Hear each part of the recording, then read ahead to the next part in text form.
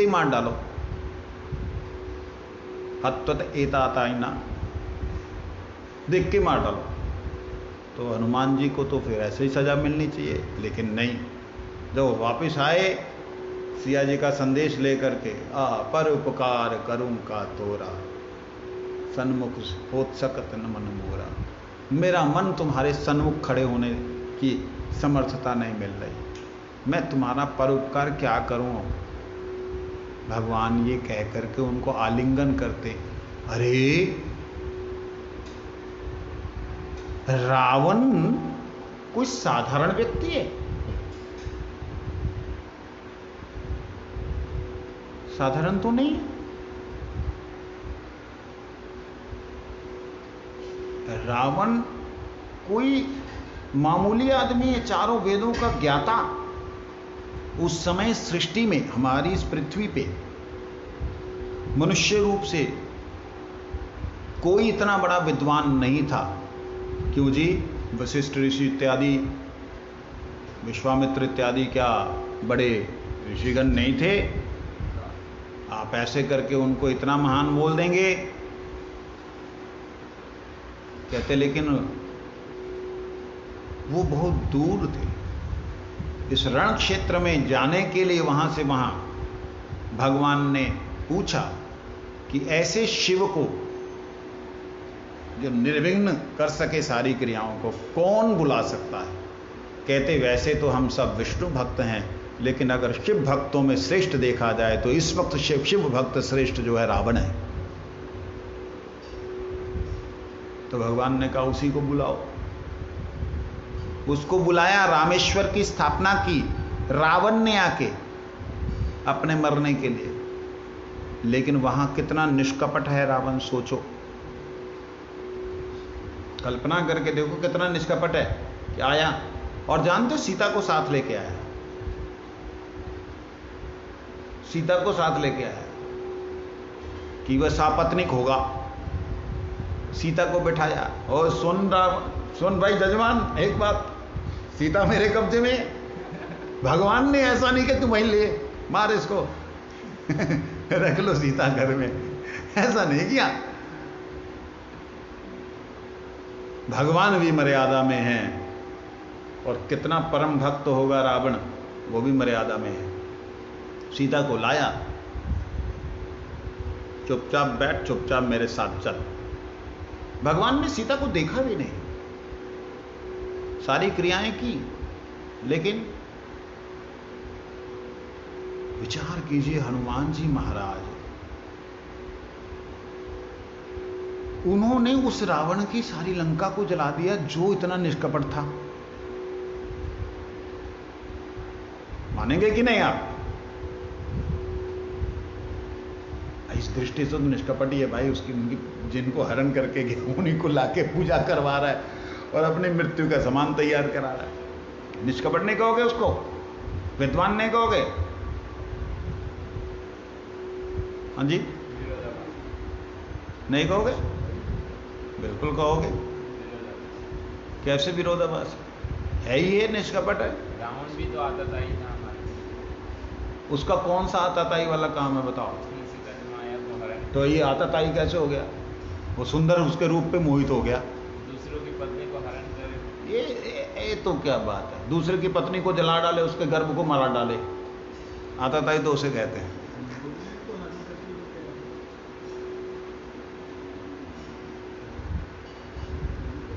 तो इसलिए विषय पे वापस आते हैं। तो कहने का मतलब वहां आत्मेंद्रिय सुख के लिए रावण ने किया, हनुमान जी ने कार्य किया आताताइयों वाला काम राम जी के सुख के लिए। क्या राम जी उससे संतुष्ट हुए होंगे? क्वेश्चन है, क्या राम जी ऐसे कार्य से संतुष्ट हुए होंगे? डेफिनेटली, क्योंकि राम जी चाहते हैं कि इन सब का कल्याण हो। असुर योनि में आ गए, इनका जो है ये वस्त्र उतार दें, लेकिन उतारने वाला भी कोई ऐसा समर्थवान हो जो कि इनके कपड़े उतारे तो इनको नवीन वस्त्र जो स्वच्छ मिले, अर्थात इन सब की मुक्ति हो जाए। मुक्ति भी कैसी? दो प्रकार की मुक्ति। एक तो पापों से मुक्ति, पाप फल से मुक्ति, एक है जन्म मृत्यु से मुक्ति। जन्म मृत्यु की मुक्ति भगवान राम ने अपने सामने रहते हुए जो जो मरे उनको दे दी, और पाप मुक्ति जो है शिव स्वरूप हनुमान जी के द्वारा करवा दी। तो इसमें कल्याण है, तो भगवान कल्याण के लिए है तो कल्याण किया। रावण ने कल्याण का कार्य नहीं किया, इसलिए दिखने में देख सकते हैं परम विद्वान हो, ये वो फला ढिकाना, शिव तांडव उससे ऐसा आज तक किसी ने नहीं लिखा, ना लिख पाएगा, ऐसा तांडव स्तोत्र है। तो इसलिए मत कर्म जब शब्द आता है, मत कर्म का मतलब है भगवान के लिए किया गया कर्म। हो सकता विद्वतापूर्ण हो सकता वेदों को जानने वाला हो, बहुत कुछ हो सकता, लेकिन कहीं आत्म सुख की इच्छा है, अपने इंद्रियों के प्रसन्नता की इच्छा है, तो वह भगवान के निमित्त कर्म। आगे कहते हैं कृत मत परमो संग विवर्जिता, ज्ञान फल संग वर्जित होकर, ज्ञान फल संग वर्जित होकर। ज्ञान फल संग वर्जित क्यों बोला? ज्ञान का फल क्या है? मुक्ति। उस मुक्ति की तुच्छ आशा का संग त्याग कर। तुच्छ आशा जो है उसका संग, मतलब वो हृदय में मुक्ति की लालसा ही ना आए, इच्छा ही ना जगे। ले ये अजूबे हैं, गौड़िए मठ वाले लोग हैं, बताओ। लोग दुखों से मुक्ति तो कभी भगवान का भजन क्यों कर रहे? उसको जो है नीचे मत रखिए, इधर रखते। क्यों कर रहे? कष्ट मिल रहे हैं तो सुख के लिए कर रहे नहीं।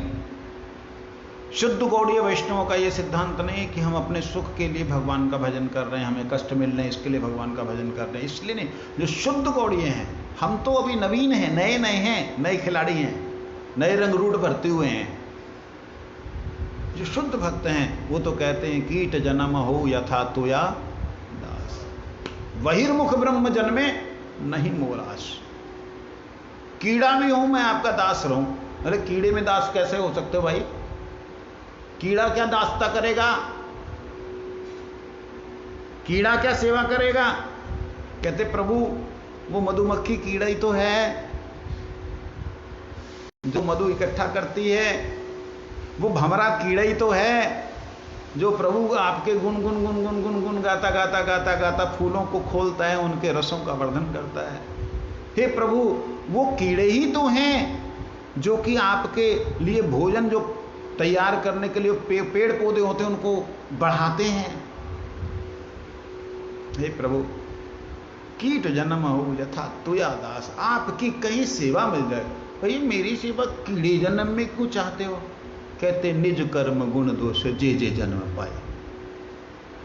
हमारे तो भक्ति वो नहीं है, क्या है? कष्ट हरो देवा, क्या है? पाप हरो, है ना? क्या याद नहीं, पाप हरो मेरे, कष्ट हरो प्रभु, मेरे को माफ कर दो, क्षमा करके मेरे को अपने चरणों में ले लो ना। गौड़ी शुद्ध गौड़ी भक्ति, बाप रे। वो कहते मेरे कर्मों का फल मुझे दो, मैं कर्म फलों से मुक्ति नहीं चाहता। क्यों नहीं चाहते भाई? हर कोई चाहता है भाई, दुष्ट कर्मों से तो क्लेश मिलेगा ही। हर कोई चाहता है कि भाई आप जो है, कहते मैं तो उस कुंती को धन्यवाद करता हूं प्रभु जिसने ये प्रार्थना की कि ये सुख मेरे को दुखों का सागर लग रहा है, ज्वाला मेरे को धधक रही है, क्योंकि तुम इससे दूर जा रहे हो। कृष्ण दुख में तो आपका ही स्मरण होता था, कहीं सुख में मैं तुम्हें ना भूल जाऊं। इसलिए दुख में हे कृष्ण आप नित्य संग नाम रूप से विराजमान रहते हैं। मैं उस सुदामा के भाव को चाहता हूं प्रभु, जिस सुदामा ने सुख को प्राप्त करने की कभी इच्छा ही नहीं की। पत्नी के जबरदस्ती कहने पे चला तो गया, लेकिन जब वापिस आके महलों को देखा तो महलों में केवल झाड़ू लगाता था, सेवा करता था, कभी कोई भोग भोगा नहीं, मांग के लाता वही खाता, आपके लिए 56 भोग लगाता था। मैं तो उसी तरह से रहूंगा। निज कर्म गुण दोषे जे जे जन्म पाई। राजा भी बन जाऊं तो भी, पशु पक्षी बनूं तो भी, तब भक्ति रहु भक्ति विनोद हृदय। पशु पक्षी है था कि स्वर्गे वानी रहे। ये जो है, ये है ज्ञान फल संग विवर्जित संपूर्ण रूप से मेरी भक्ति। ये शुद्ध भक्ति। आगे क्या कहते हैं? सब प्राणियों के प्रति दयालु,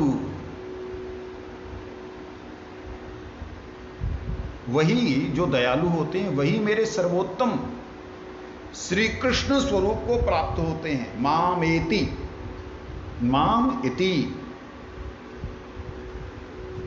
माम मुझे, एति मतलब प्राप्त करते हैं, मुझे प्राप्त करते हैं। ये जो बोलने वाला मुझे, क्या निराकार है? ये तो निराकार नहीं है। लोग बड़े विचित्र हैं, मैं तो हैरान हूं। वो इस मामेति का अर्थ जानते क्या करते हैं? वो कहते हैं वो कृष्ण ही बन जाते हैं। माम एति, मैं ही बन जाता हूं, मतलब वो मेरे में कोई भेद नहीं रहता, एक हो जाते हैं। कृष्ण भजन करने वाला भक्त जब शुद्ध भक्ति में पहुंचता है वो कृष्ण ही बन जाता। बताओ, ऐसे ऐसे विचित्र महर्षि हुए, महर्षि शब्द बोल रहा हूं, ज्ञानी हुए। लेकिन यहां पे भक्ति विनोद ठाकुर जी की जो भावा मर्मानुवाद है उसके अनुसार वो कहते हैं वो प्राणियों के प्रति दयालु होते हैं। क्या प्राणियों के प्रति दयालु? निर्वैरा सर्वभूतेषु। निर्वैर बोला है तो दयालु क्यों बोला? दयालु और निर्वैर तो अंतर हो गया ना। निर्वैर मतलब विरोधी नहीं, दयालु ये तो दोनों अलग हो गए। निर्वैर का अर्थ तो दयालु नहीं होता, नहीं होता। भक्ति विनोद ठाकुर ने गलत लिख दिया शब्दा मत करो, नहीं, इसका अर्थ यही निकलेगा, दयालु। निर्वैर का मतलब उनके प्रति वैर भाव नहीं, उनको कष्ट देने की इच्छा नहीं। कष्ट देने की ना इच्छा होना ही दयालुता है।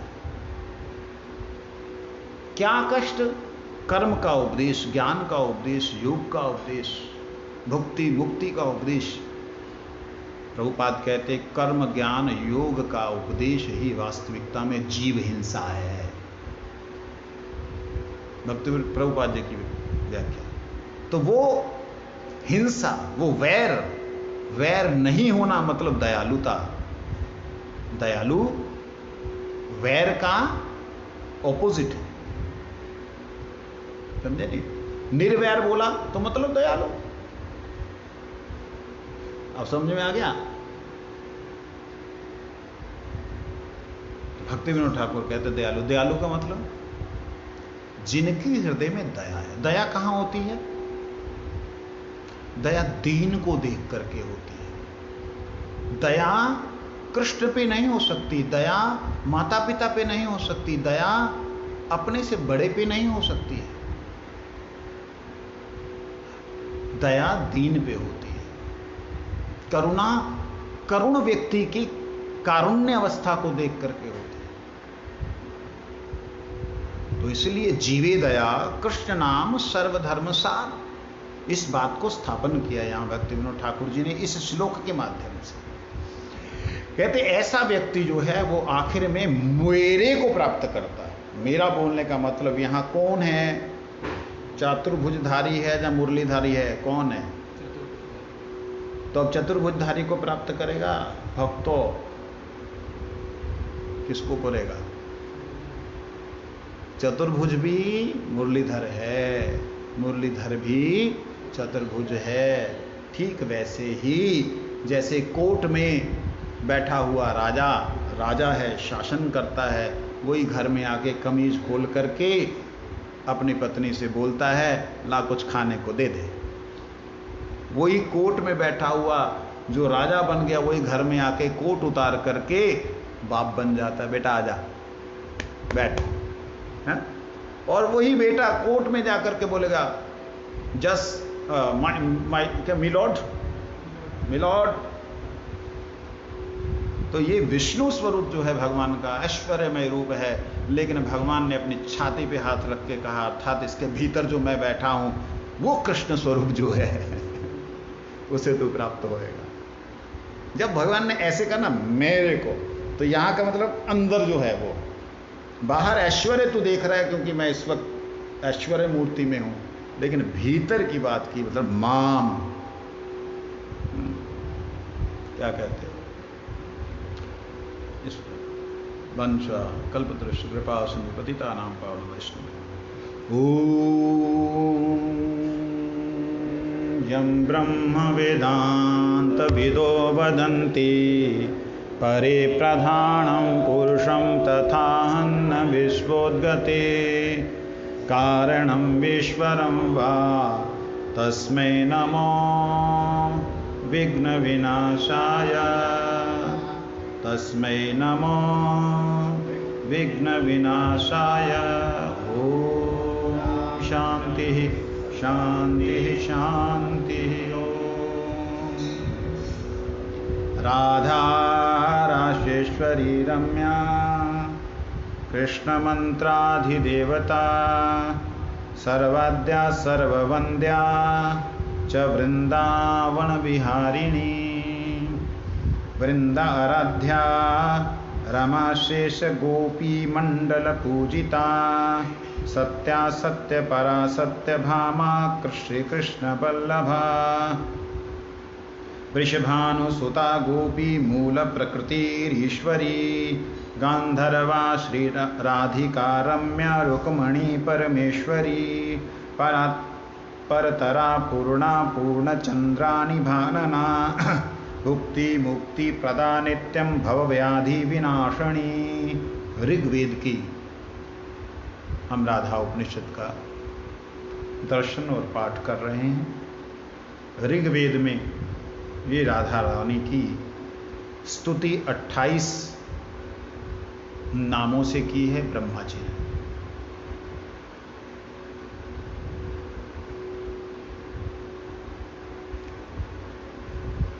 कहते जो लोग श्री राधिका ना जानकर, श्री राधिका जी को ना जानकर श्री कृष्ण आराधना करना चाहते हैं, वो महामूर्ख मूढ़तम है। इसलिए श्रुतियां इन्हीं नामों का गान करती हैं। हमने श्रवण किया था राधा, राशेश्वरी, रम्या, कृष्ण मंत्राधिदेवता, सर्वाद्या, सर्ववंद्या, आज वृंदावन विहारिणी। आप में से कोई भी व्यक्ति राधा, राशेश्वरी, रम्या, कृष्ण मंत्राधिदेवता, सर्वाद्या, सर्ववंद्या का अर्थ करे तो मुझे सुख होगा। एक भी चीज का अर्थ, एक का,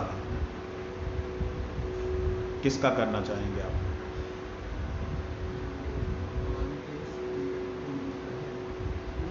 फेस उधर कर दो। हाँ, कोई बात नहीं।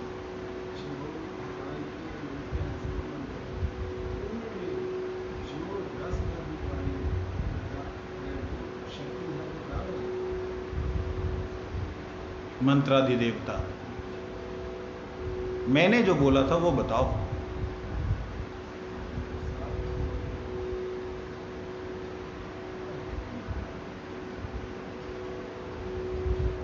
तुम कौन सा बोल सकते हो?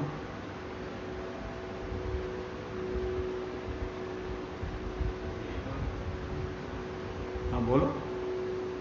जो कृष्ण मंत्र का अधिष्ठात्री देव है वो कृष्ण है, और कृष्ण को जो देने वाली है, जो अधिष्ठात्री देव को देने वाली जो राधा जी है, उसी को राधा मंत्रादि देव। सुनो, राधा को कृष्ण मंत्राधिदेवता, कृष्ण मंत्र के जो अधिदेव हैं उनको भी जो दे, या यूं कहें कृष्ण मंत्र के अधिदेव जो कृष्ण हैं, जिनके द्वारा देते हैं वो देवता,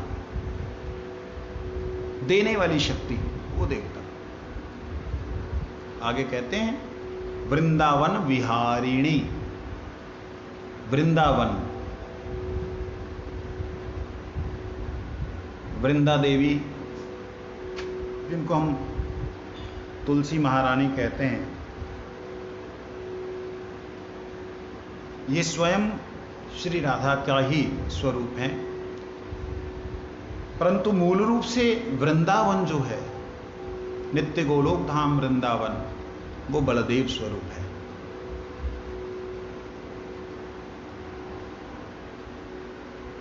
उस वृंदावन में जहां योगमाया देवी वृंदा के स्वरूप में है, और वो योगमाया साक्षात बलदेव की निज शक्ति है। योगमाया बलदेव की मूल प्रकृति है, कृष्ण की ही कही जाती है, लेकिन जैसे बलदेव कृष्ण राधा एक है ऐसे। तो उस वृंदावन धाम का अंदर जो विहार करते हैं, वृंदावन में जो विहार, वृंदावन में क्या अन्य पेड़ पौधों का उल्लेख होना वृंदावन कहलाना उचित है?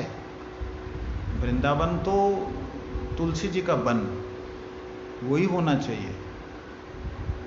वृंदावन में और गुलमलता, पेड़ पौधे, ये सब वृंदावन कहलाए जाएंगे? जी हाँ, है हाँ, तमाल है और कदम है, आम है, ये सब कुछ, ये वृंदावन कहलाए जाएंगे? जी हाँ। क्यों? वृंदावन मतलब वृंदा देवी के द्वारा संरक्षित ऐसा एक उपवन जिसमें सब प्रकार के पौधे हों और सब प्रकार के वृक्ष गुलमलताएं हों, जिसमें कृष्ण को सुख देने के लिए कुंजों का निर्माण हो, जिन कुंजों में प्रवेश करने के बाद में बाहर से कुछ भी नजर ना आए, ऐसे निकुंज उपवन हो, उसे वृंदावन कहते हैं। ये बिल्डिंगों का ये जो जंगल है, इसे वृंदावन। तो क्या नंद यशोदा महाराज के समय पे, कृष्ण के समय पे, इस वृंदावन में बिल्डिंगें नहीं थी? अगर उस समय को देखेंगे तो नंद महल का वर्णन आता है, नंद भवन का वर्णन आता है शास्त्रों में। तो महल तो थे, कैसे थे? मणिमाणिक्य के महल थे, और वो महल ऐसे नहीं थे कि वनों को नष्ट कर रहे हों। वृंदा देवी के वन में ये सारे के सारे महल इसी प्रकार से लगते थे, मानो बड़े सुंदर ही आसन के ऊपर मणियां बिछाई हुई हों। और इन वृंदावन के अंदर श्री राधा जी की विहार लीला, क्या राधा जी अपने महल में हैं तो वृंदावन में विहार नहीं उनका? निज महल में तब भी तो वृंदावन में विहार है। तो ये वृंदावन में विहार, स्पेशल विहारणी शब्द क्यों प्रयोग किया गया? इसका है निकुंज में विहार करने वाली,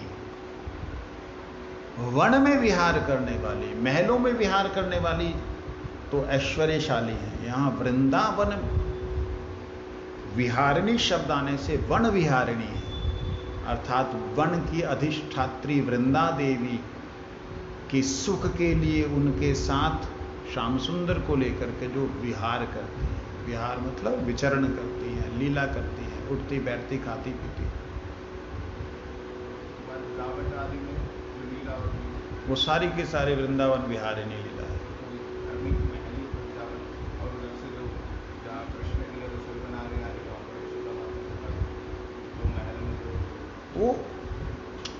वो फिर अलग हो गए। यहाँ वृंदावन विहारिणी स्पेशल शब्द तो दिया है। आपका जो प्रश्न मैं रिपीट कर देता हूँ, लोगों को समझ नहीं आया होगा। महल में रहने वाली वृषभानु दुलारी, नंद महल में जाने वाले जो है नंद महाराज की बहू, यशोदा मैया की बहू राधा रानी, वो तो महलों में हैं, तो वो वृंदावन विहारिणी नहीं कही जाएंगी। महलों में रहने वाली रानी जो है वो रानी है, बहू है, लेकिन वो सारे का सारा कहाँ पे है? वृंदावन में तो है महल, सारे महल कहाँ हैं? वृंदावन में। तो वो भी वृंदावन कहा जाएगा, वृंदावन के अंतर्गत होने के नाते वृंदावन कहा जाएगा। लेकिन जब वन विहारणी शब्द आ गया तो वन में विहार करने वाले, अपने महल में कम वन में ज्यादा। कैसे? प्रैक्टिकल। कृष्ण गोचारण के लिए गए, राधा रानी पूजा के लिए गई।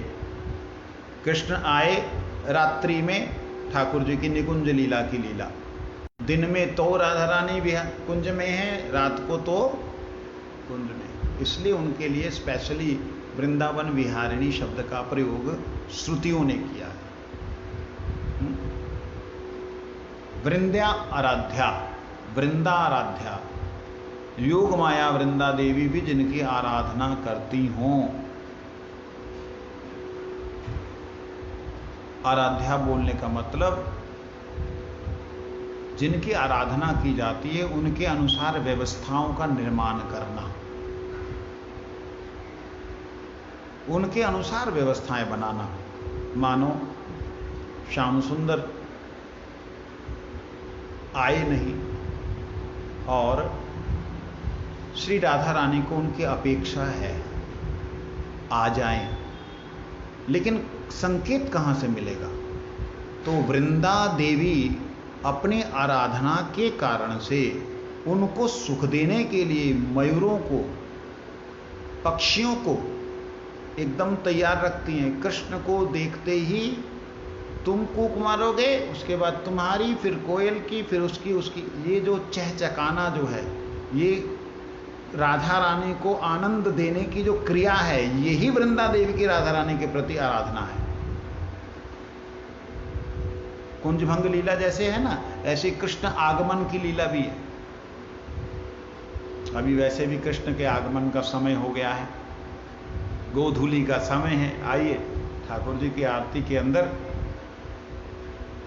वृंदे आराध्या, वृंदा आराध्या, वृंदावन विहारिणी श्री राधा रानी को चिंतन करते हुए, ऋग्वेद की राधा उपनिषद को प्रणाम करते हुए, वांछा कल्पतरुश्च कृपा सिंधु पतितानां पावनेभ्यो।